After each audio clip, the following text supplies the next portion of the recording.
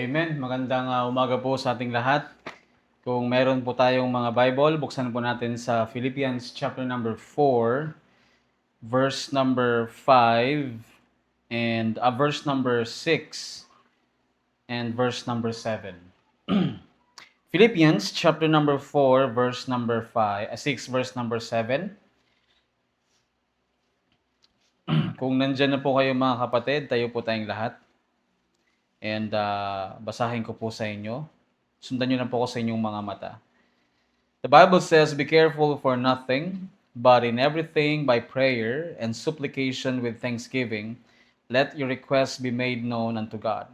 And the peace of God, which passeth all understanding, shall keep your hearts and mind through Christ Jesus." Tayo po ay manalangin, dakilang Diyos na mga pangyarihan sa lahat. Salamat Panginoon sa umaga pong ito na pinagkaloob niyo po sa bawat isa po sa amin. Salamat o Diyos sa inyo pong kabutihan. Na Panginoon, ngayon makapag-aral po kami ng inyong salita. Dalangin ko po o Diyos na maging encouragement po to sa amin, sa bawat isa po sa amin, Panginoon. Lord, Ikaw po ang manguna sa bawat isa po sa amin at makita po namin ang katotohanan sa inyo pong salita. In Jesus' name I pray. Amen at amen. Pwede na po tayong maupo and tayo po ay magpapatuloy mga kapatid sa atin pong pag-aaral sa salita po ng Diyos. And last time we talked about the moderations of men at malaman po ng bawat isa po sa atin mga kapatid, malaman po ng bawat tao yung atin pong moderation or ano po yung ginagawa natin mga kapatid. Ngayon po mga kapatid, we are going to talk about the believers or one of believers lifestyle po mga kapatid. Now, kung atin pong pag-uusapan ang about sa lifestyle, no, so meron tayong mga sarili-sariling mga lifestyle po mga kapatid. Ang ibig sabihin po niyan, ito po yung ating mga habits, behavior, interest, opinion, values, and possessions. Reflecting kung how they cope with their social, economic, and physical environments. Now, when we talk about mga kapatid, habits and behavior, so it is a daily routine. Mga kapatid, kasi nga, yung ganun yung lifestyle natin. Ano yung ginagawa natin araw-araw, ano yung napapakita po natin, ano yung mga routine natin sa araw-araw. And for sure, bawat isa po sa atin meron pong ganun. No, meron talagang routine yung buhay natin, may mga sinusunod tayong mga oras, may mga bagay na ginagawa po tayo mga kapatid. And also it's not only daily routines, it's also yung atin pong mga choices, no, and hobbies. And for sure, bawat isa po sa atin meron tayong tinatawag na mga hobbies. Yung iba mahilig mag-drawing, yung iba naman na mahilig sa mga athletic na sports or ginagawa mga kapatid. Yung iba naman mga kapatid ay kung ano-ano po. Ngayon, 'di ba, yung iba ginawa nilang hobbies yung pickleball. So marami ngayon na mga nagtitrend po yan na sports ngayon mga kapatid. Sa nakakalungkot na pangyayari mga kapatid, ako po ay ang hobbies ko lang, ang ano ko lang po is wala lang talaga, maging gwapo lang. Hindi, joke lang. But mga kapatid, that's the thing of lifestyle. Kung ano po yung mga bagay na ginagawa natin, ano po tayo mga kapatid sa araw-araw. And when you talk about believers lifestyle, it's hindi po siya dapat sumasang-ayon sa mundo. Amen? Kaya mga kapatid, ito pong ganitong bagay, values and attitude, ito naman po yung personal, ito naman yung moral and cultural principle po mga kapatid na nag-guide po sa bawat isa po sa atin sa bawat po desisyon ng bawat isa po sa atin. So, big sabihin po mga kapatid, itong believers or yung lifestyle na word po mga kapatid, it is connected with our life. No, so I know mga kapatid that you know yourself better than I am. At may mga bagay dapat mga kapatid na dapat yung lifestyle po natin bilang isang believer is dapat nasa salita po ng Diyos. So meron ka pong mga habits, meron po tayong mga hobbies o ginagawa na kung mapapansin niyo po mga kapatid na kapag tumatagal ka po sa church, unti-unti po siyang nawawala. Kasi bakit mga kapatid, meron kasing binabago po sa atin. May mga bagay na yung dating ginagawa mo na alam mo na hindi nakakabigay ng glory sa Panginoon, hindi mo na siya ginagawa at unti-unting nagbabago po yan mga kapatid at dapat po magbago po sa buhay po natin. And here in our text po mga kapatid, nakita naman natin dyan, it's all about prayer. So one thing na magbabago po sa atin mga kapatid, kung dati hindi tayo nananalangin, ngayon, mananalangin ka na. So ibig sabihin mga kapatid, gagawin mo siyang lifestyle sa buhay mo mga kapatid. So dito mga kapatid, as what we understood in one of our mga pinag-usapan po mga kapatid, that the Lord is at hand, at I think that's on last time na pinag-usapan po natin, or it's about na si Jesus ay kukunin niya na po yung bawat believer or yung mga taong naligtas po mga kapatid na kukunin niya na. No? So every believers po mga kapatid, dapat bawat isa po sa atin, we have to set, or tayo po is mag-set po tayo ng yung thoughts natin in a certain ways na kung ano po yung mga bagay na naintindihan natin mga kapatid sa pagtuturo ng salita po ng Diyos, sa pag-aaral po sa mga preachings and teachings po mga kapatid. And the one thing mga kapatid na hindi naman nawawala sa atin pong pag-aaral is that we have to trust God sa atin pong buhay. Amen? So wala naman po tayong pagkakatiwalaan po mga kapatid. Dapat turuan po natin yung ating mga sarili na tayo po ay matutong magtiwala sa Diyos at sa Diyos lamang. Kasi mga kapatid, in verse number 6, makikita po natin dyan na sinabi ng salita ng Diyos na be careful for nothing. So usually mga kapatid, sa atin pong buhay, hindi naman mawawala, we usually worried. And sometimes po mga kapatid, we are also having a fear sa atin pong puso. And sometimes we are also troubled po mga kapatid. Now mga kapatid, of course, we understand that. I understand that. Naintindihan naman natin bawat isa yan. Kasi nga, we are just only human na marunong tayong matakot. We also worried and we troubled. Halimbawa mga kapatid, paano ka ba nag-worry every day? Yung anak mo, maliit pa, pag namatay ka, ano na lang kaya yung kanilang buhay pag nawala ako? Yung mga worry ng mga magulang every day. Sino mag-aalaga sa anak ko pag nawala ako? And sometimes, and we have fear, magiging maayos ba yung buhay nila? And sometimes even mga kapatid, we are also having fear and trouble sa mga future na darating sa ating buhay. Na inisip natin minsan na nasa first year ka pa nga lang, inisip mo na mag-graduate ka na, mag-graduate ka na. So, kaya minsan mga kapatid, ang nangyayari po is we worried so much at masyado po tayong nabahala mga kapatid kasi nag-a-advance po yung ating pag-iisip na napupunta ka na doon sa unahan na dito ka pa lang. But mga kapatid, and one thing na iniisip po natin in the future is yung kunin tayo ng Panginoon sa kanya pong pagbabalik at kunin niya po yung kanyang mga body of Christ, yung mga saved po mga kapatid. So mga kapatid, as human as we are, na we fear, we have worried and also troubled, pero mga kapatid, let us always remember na yung isa po na nagsulat po nitong text na to is nasa kulungan.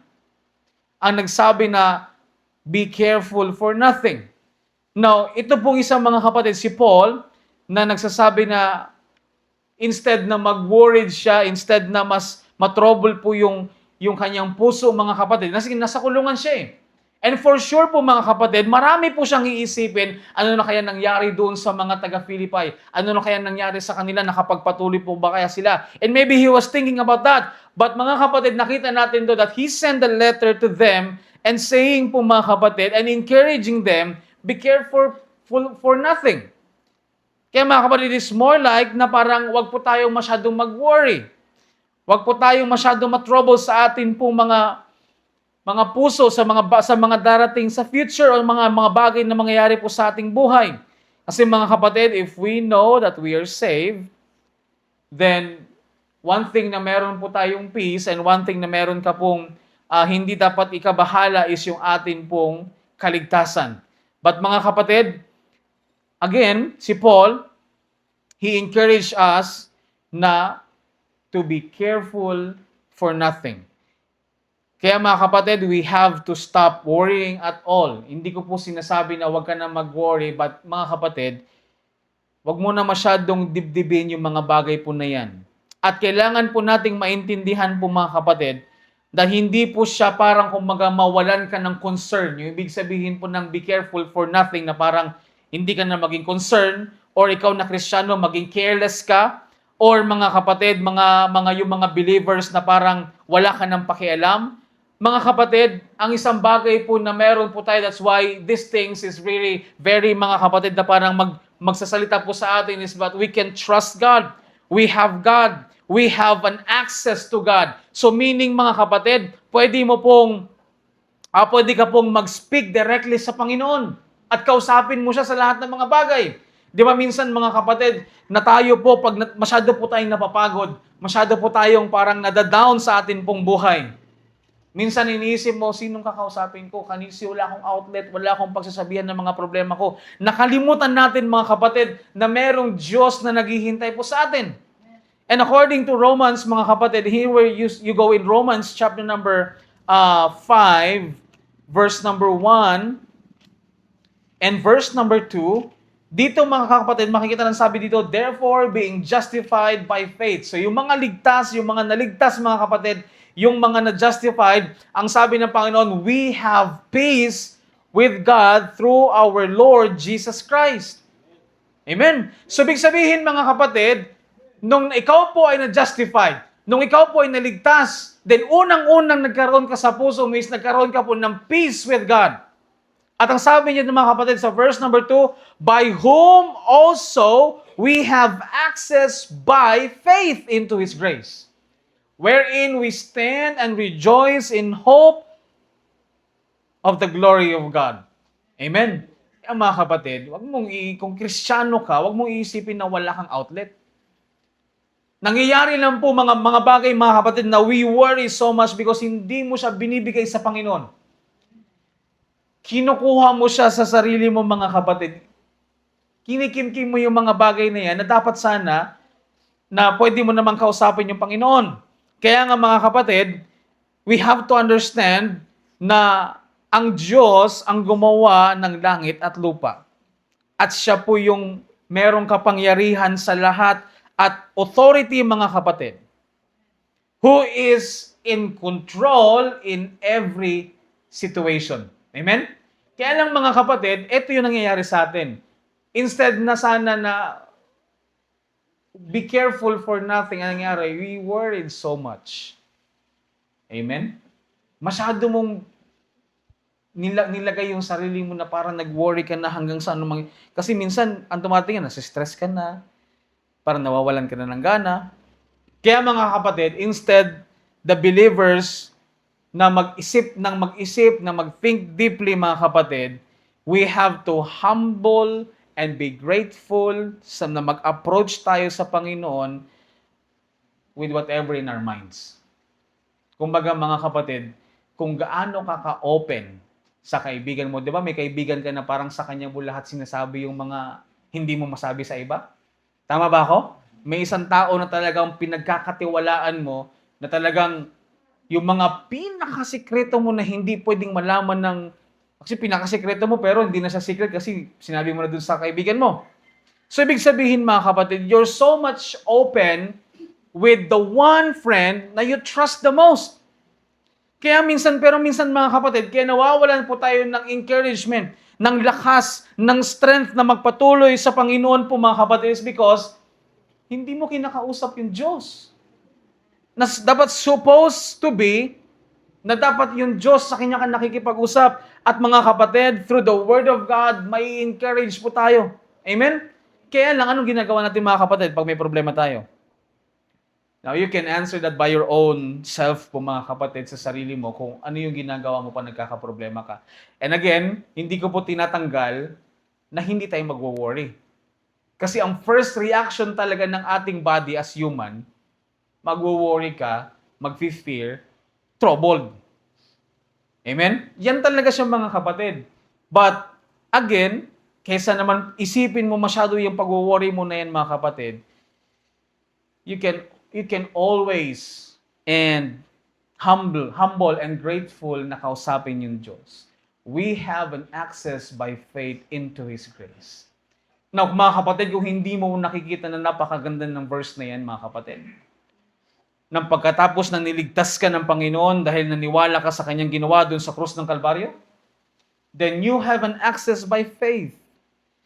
Kaya mga kapatid, minsan, we buried ourselves in too much worrying and thinking. And so mga kapatid, yung result ng pag-iisip natin, mas lalo pang nagbigay sa inyo ng fear. Mas lalo pang nagbigay sa inyo ng trouble. Tama? And we feel like, dumarating din sa point na parang, wala na siguro tong hope. Wala na siguro akong pag-asa ng ganito. Ba't darating ka sa ganyang point ng buhay mo kung Kristiyano ka mga kapatid? At even people po mga kapatid. But mga kapatid, the Bible tells us that be careful for nothing, but in everything. Natin yung mga kapatid? Be careful for nothing, but in everything, by prayer and supplication with thanksgiving.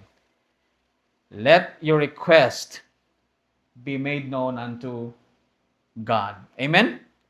Nakikita niyo ba siya mga kapatid na napakagandang verse na encouragement sa umaga pong ito? Have you seen that mga kapatid?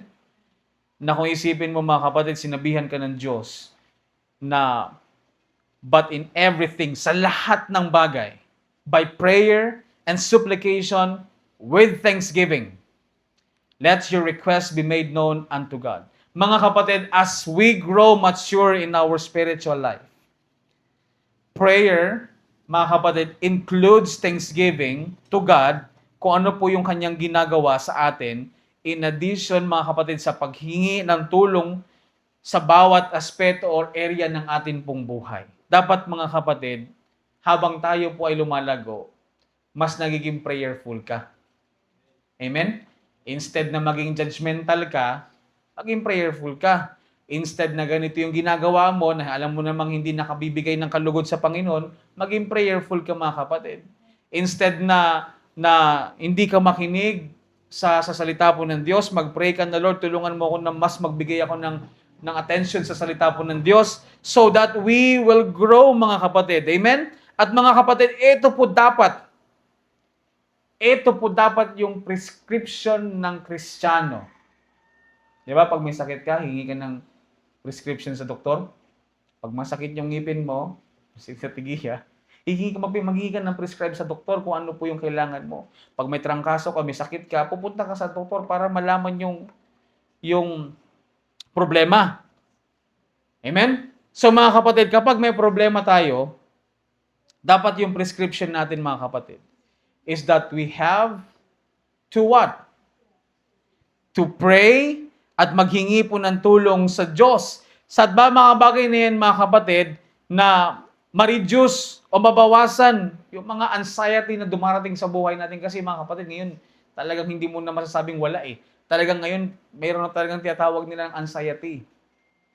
Talagang ganun na siya mga kapatid. At we have to understand that thing po mga kapatid, na kesa mag-isip ka ng pagkalalim-lalim na hindi mo naman din magawaan ng paraan, then maghingi ka na ng tulong sa Panginoon, kausapin natin yung Panginoon. At lagi natin tatandaan mga kapatid, na hindi po ibig sabihin yan, ang buhay ng isang believer, ang buhay ng isang Kristiyano is worry-free life. Kumbaga parang hindi ka na mag-worry. Hindi po yan totoo mga kapatid. Amen? Hindi po totoo na pag naging na-save ka, na Kristiyano ka na, of course, yung kaligtasan natin, hindi mo na i-worry. But our life will be in so much of testings. Mga pagsubok, mga buhay, mga kahirapan sa buhay, na kailangan po nating harapin po mga kapatid. But kahit dumarating yung mga ganitong buhay, yung ganitong bagay sa buhay po natin mga kapatid, we have to understand na lahat ng bagay is by prayer and supplication with thanksgiving. Amen? So, hindi ka na magpapasalamat mga kapatid kapag meron ka. Kahit wala din. Matuto tayong magpasalamat sa Panginoon. Amen? Hindi lang magpapasalamat ka sa Panginoon kasi nag-success ka. Dapat kahit hindi, Lord, salamat kasi nga matututo ka mga kapatid. At even mga kapatid, sa buhay po natin, na hindi rin po siya ibig sabihin na it's additional help, na parang kahit hindi na ako mag-pray, okay na. But it is not like that mga kapatid. Pero mga kapatid, ito po yung pwedeng mag-address sa buhay po natin, sa problema ng buhay po natin, na dapat, pag may problema, matuto tayong mag-pray. Amen? I-address mo kagad siya by prayer. Gawin mo kagad siya, mga kapatid, yung problema mo, darating yan, mag-worry ka, dapat i-address mo kagad, nakausapin mo yung Diyos, na Lord, tulungan niyo po kami sa aming pong buhay. Not even the Bible tells us, mga kapatid, that yung iyong request be made known unto God. Amen? Hindi naman po problema, mga kapatid, na sabihin mo sa Panginoon kung ano yung kailangan mo. Although nagsabi yung Bible na we don't know how to pray. But the Holy Spirit is the one that nag-a-utter para po sa atin, mga kapatid, in our life. Kaya, mga kapatid, may dumarating sa buhay mo na hindi mo pinag-pray pero dumarating kasi alam ng Diyos na yan po yung kailangan po natin. Amen? May mga dumarating sa buhay natin na hindi mo alam, hindi mo ina-expect. Pero hindi mo naman hiningi sa Panginoon. Pero, mga kapatid, kasi yan po yung kalooban ng Diyos. At yung Holy Spirit po, mga kapatid, ang nakakaalam ng bagay po na yan. So, mga kapatid, you don't need na mahiya ka sa Panginoon na sabihin po yung kailangan mo. Kung kailangan mo talaga siya. Sabihin mo sa Panginoon. Magsabi ka sa Panginoon po, mga kapatid. Because kung nahihiya ka sa Panginoon na sabihin, and He was saying to you na, let your request be made known unto God. Ano pong gagawin niyo, mga kapatid? At kapag hindi mo yung ginawa, mga kapatid, magpapatuloy ka lang na magwo-worry ka sa buhay mo araw-araw. And again, as I said, na yung pag-aalala, mga kapatid, is hindi po siya talaga sabing mawawala sa buhay natin. Mananatili at nananatili po yan dyan, lalo pa nagkasakit ka. Diyan na yung magsisimula, mga kapag nagkasakit ka. Pagka nawalan tayo ng budget, pag nabitin yung budget po ng mga magulang, so ano po mangyayari yung, mga kapatid? Talagang one thing is that you're going to worry. Matutrouble po yung ating mga puso sa bagay po na ganyan. But again, mga kapatid, sa pag-address po ng bagay po na yan, and as what the Bible tells us, mga kapatid, that everything, but in everything, that by prayer and supplication with thanksgiving, let your request be made known unto God. Amen? Matuto tayo, mga kapatid, mag-pray. You have to understand and you have to know how to pray. Kasi, mga kapatid, kung hindi mo siya matututunan, ano mangyayari sa buhay natin bilang isang Kristyano? Ano mangyayari sa buhay mo, mga kapatid?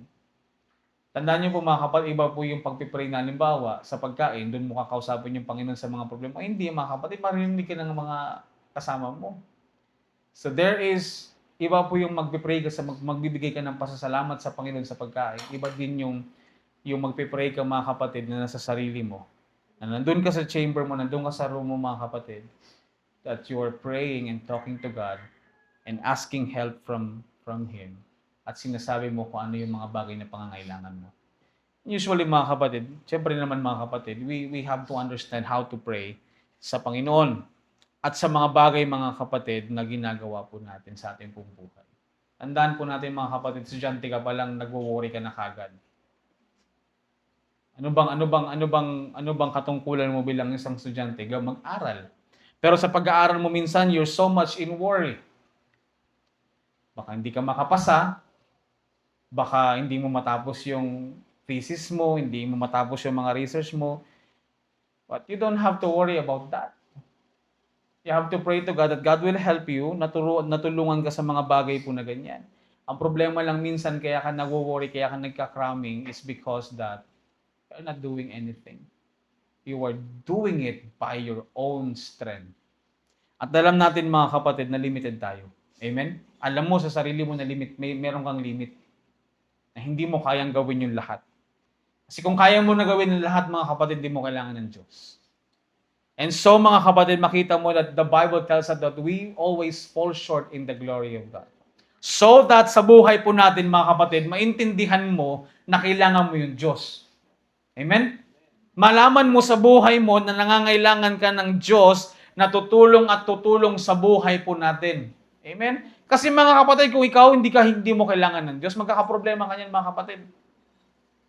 Kaya po marami po mga tao, mga kapatid, that there's no hope in them.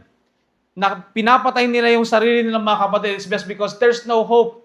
They think na okay na, tapos na yung lahat. Hindi ko na to kaya, tapos na, tatapusin ko na yung buhay ko. And that is something that they don't talk to God. Because their hope is nasa sa kanila lang mga kapatid. Tandaan natin mga kapatid, kahit ilagay mo yung hope mo sa sarili mo mga kapatid, the hope is not the hope that you're looking for. Amen? Kaya mga kapatid, what is the answer from verse number 7? Kapag ginawa mo yung nag-pray ka and supplication with thanksgiving, ano po yung pwedeng mangyari po sa atin mga kapatid?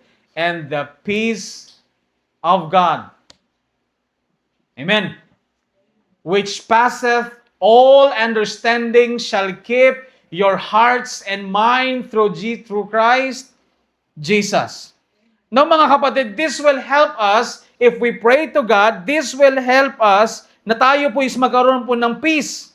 And this peace will passeth all understanding. Kaya mga kapatid, yung understanding na meron po, yan po yung magme-maintain ng ating hearts and mind through Jesus Christ, mga kapatid. Kaya mga kapatid, those who chose prayer and supplication with thanksgiving and trusting God during those times of trouble, ma-experience mo talaga yung peace of God, mga kapatid. Siyempre, yung iba, mga kapatid, yung ibang pag wala ka talagang problema, hindi mo talaga yung ma-experience. Pag sinasabi mo wala kang problema, eh lahat naman tayo may problema. Amen? But the thing, mga kapatid, and sometimes we forgot that there is a peace of God that passeth all understanding. And I know that we have experienced a lot of things that we worry so much, mga kapatid. But trusting God in the times of trouble, that will give you peace in your hearts and in your mind. Amen? Kaya mga kapatid, minsan parang masyado po tayong nabahala sa mga bagay-bagay. Minsan yung iba kinakanta na lang, this world is not my home. I'm just a passing through. Amen? Kasi totoo naman yun mga kapatid. Minsan binibigyan natin ng oras na alam mong hindi naman talaga mapupunta sa iyo. Binibigyan mo ng so much time yung mga bagay, mga kapatid. Na ang binabalik lang naman sa iyo, worry, fear, trouble, nabahala ka, nawalan ka na ng pag-asa, na alam mo naman mga kapatid na hindi naman makakatulong yun sa atin. Kaya kantahin mo na lang talaga yun mga kapatid. This world is not my home. I'm just a passing through. Siguraduhin mo lang ligtas ka. Amen? Kasi kung hindi ka siguradong ligtas ka, hindi pa rin ito yung bahay mo. Kaya lang iba. And every one of this is not our home, which is true. But we have a different home for the saved and the unsaved po mga kapatid. Now mga kapatid, again, when we talk about peace of God, if you're saved, even the problem is there, yung peace mo sa iyong kaligtasan, nandyan yan palagi. But the peace of God which passeth all understanding. Yung mga kapatid, Philippians chapter 4, itong verse mo ito mga kapatid, there's so much, parang ang dami pong mga practical application na naiintindihan po natin. Because He's talking about our life. Amen? Sa buhay po natin ng bawat isa mga kapatid. Now, what do you want to experience kapag may problema ka? Pipilitin mo ba yung sarili mo? Ikaw ba mismo ang gagawa ng sariling solusyon sa problema na minsan alam mo parang it's parang hindi ko naman kaya? Or mag-pray ka muna sa Panginoon, humingi ka ng wisdom kung paano mo i-handle yung bagay na yan at may bigyan ka ng wisdom ng Panginoon. So mga kapatid, ang pagbabasa po ng salita ng Diyos at pag-iintindi ng salita ng Diyos is importante sa buhay natin. So that you will really have at alam mo kung ano yung gagawin mo pa nagkakaproblema tayo. Amen?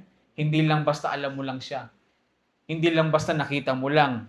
But mga kapatid, intindihin po natin. Again, as what I said, that your doctrine will help you teach kung ano po yung gagawin natin sa buhay po natin, mga kapatid. And we will know how to respond in times of difficulty. Amen? Mga kapatid, lahat tayo dumadaan sa bagay po na yan. Huwag mong iisipin na hindi ka dadaan sa bagay na yan, mga kapatid. Dadaan ka sa times nang tayo po ay darating sa hardship, sa kahirapan po, mga kapatid. Pero mga kapatid, kailangan po nating manatili at doon po tayo palagi sa mga positive na mga bagay. Amen? So kailangan mo ng salita ng Diyos. Minsan mga kapatid, it is very parang unexplainable na hindi mo talaga may paliwanag yung mga bagay na nangyayari sa buhay po natin, mga kapatid, kung paano nagkilos ang Panginoon sa buhay po natin. So ibalikan mo na lang yung problema mong mabigat nung nakaraan.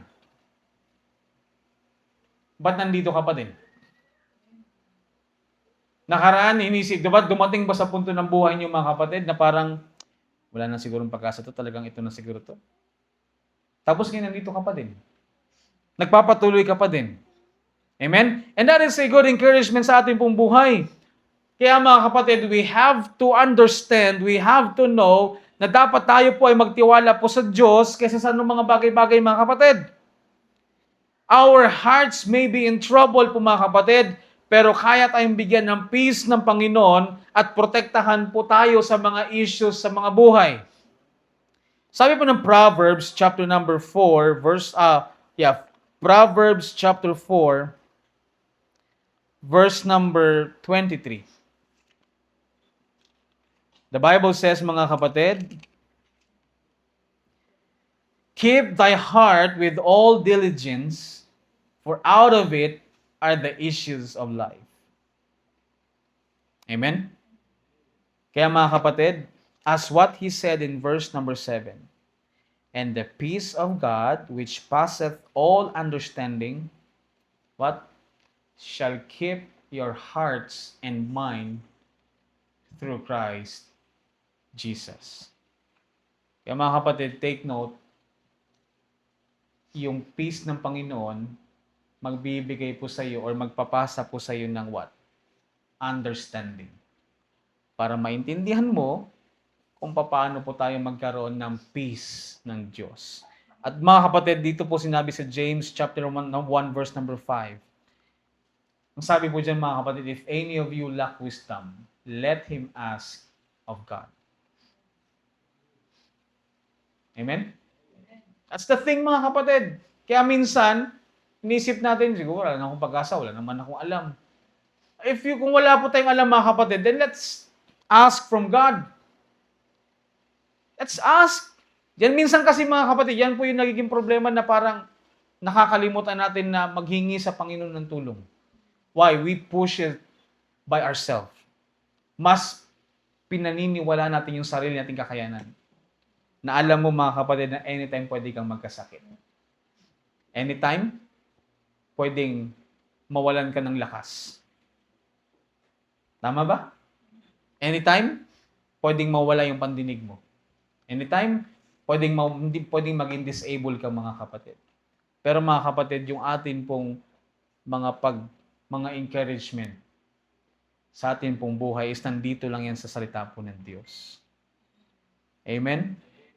Now, if you are lack wisdom, let him ask of God that giveth to all men liberally, and upbraideth not, and it shall be given. What does the Bible tells us in Matthew, Mark, Luke, and John? Ask, and it shall be given. Minsan, mga kapatid, kasi hindi naman tayo totally humihingi sa Diyos. At even God said, let your request be made known unto God. But the thing is that you don't. Ang pinaka-quotation natin yung, mga kapatid, alam ng Panginoon yung kailangan ko. That's true. Alam po yan ng Panginoon. And don't think, mga kapatid, na hindi po alam ng Panginoon. Alam yan ng Panginoon. But what He wanted for you is to ask. Amen? If you are lack wisdom, let him ask of God. At mga kapatid, and your heart will be at peace, and your mind will be at peace through Jesus Christ. Kaya nga ngayon, mga kapatid, imagine na lang po natin yung atin pong kaligtasan. Kung hindi po yan sa ginawa ng Panginoon doon sa krus ng Kalbaryo, mga kapatid, you will never have peace. Alam niyo po kung bakit? Kasi in the Old Testament, At even in Matthew, Mark, Luke, and John, kung babasahin mo mga kapatid, their salvation is conditional. Now imagine the Bible will tell you, he shall endure unto the end, the same shall be saved. Kailangan mo mag-endure. Kailangan mo gawin yung mga bagay na pinapagawa. But mga kapatid, in our time today, you have peace with your own salvation. May peace ka sa iyong kaligtasan. Bakit? Kasi yung ginawa ng Panginoon doon sa cross ng Kalbaryo, na siya yung namatay para sa ating kasalanan, nilibing at muling nabuhay. At kapag yan yung pinaniwala ng isang tao po mga kapatid, di magkakaroon ka ng eternal security. You're going to be part of the body of Christ. At wala na pong makakatanggal sa iyo doon mga kapatid. And so by that mga kapatid, we have peace with God in our salvation. Kaya kahit anong kahirapan sa buhay ang dumating, hindi po maapektuhan ang iyong kaligtasan.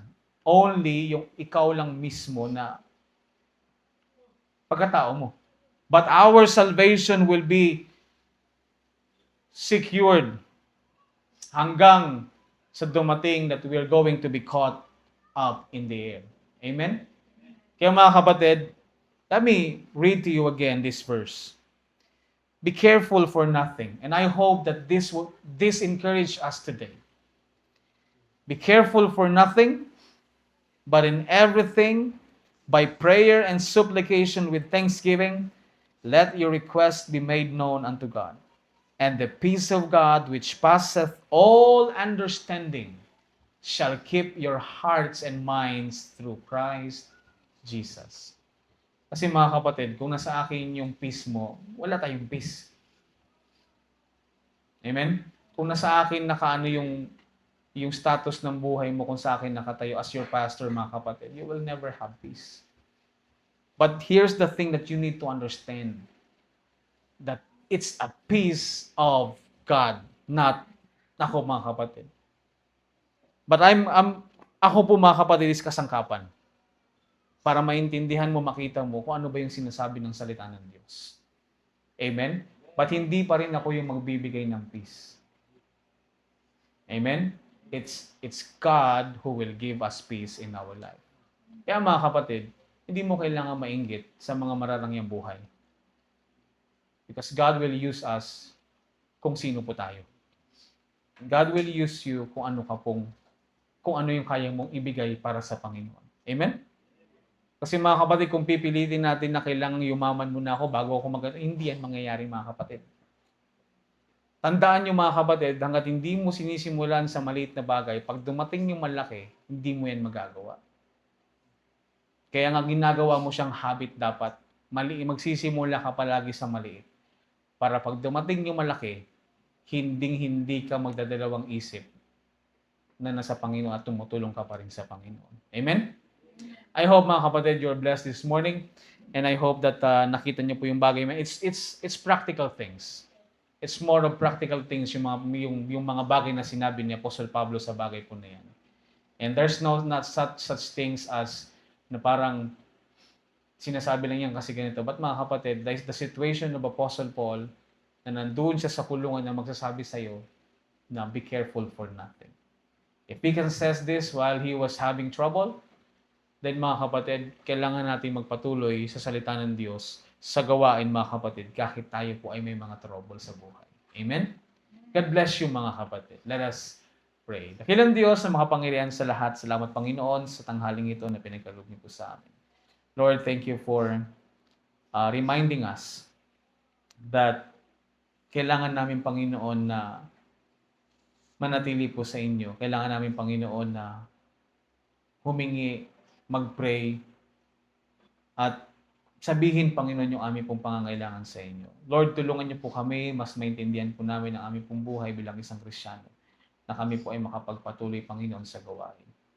Pagpalain niyo po yung bawat isa po sa amin sa matamis na pangalan ni Jesus namin tagapagligtas. Amen at amen. Balik ko po kay Brother Art para po sa ating closing hymn and closing prayer.